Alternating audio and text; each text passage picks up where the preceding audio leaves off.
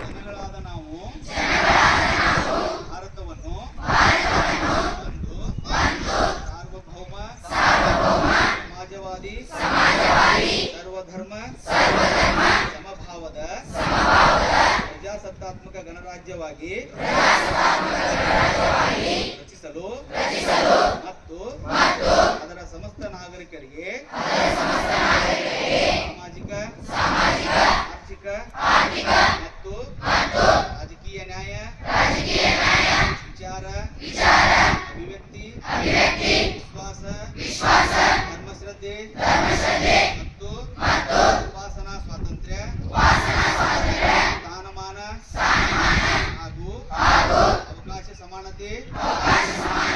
ದೊರೆಯುವಂತೆ ಮಾಡಲು ಮತ್ತು ವ್ಯಕ್ತಿ ಗೌರವವನ್ನು ರಾಷ್ಟ್ರದ ಏಕತೆಯನ್ನು ಹಾಗೂ ಅಖಂಡತೆಯನ್ನು ಸುನಿಶ್ಚಿತಗೊಳಿಸಲು ಅವರಲ್ಲಿ ಮಾತೃಭಾವನೆಯನ್ನು ವೃದ್ಧಿಗೊಳಿಸಲು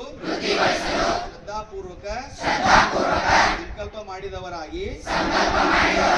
ನಮ್ಮ ಸಂವಿಧಾನ ಸಭೆಯಲ್ಲಿ 1949ನೇ ಇಸವಿ ನವೆಂಬರ್ ತಿಂಗಳ 26ನೇ ತಾರೀಕಾದ ಈ ದಿವಸ ಈ ಮೂಲಕ ಈ ಸಂವಿಧಾನವನ್ನು ಅಂಗೀಕರಿಸಿ ಅಧಿನಿಯಮಿಸಿ ಅರ್ಪಿಸಿಕೊಂಡಿದ್ದೇವೆ.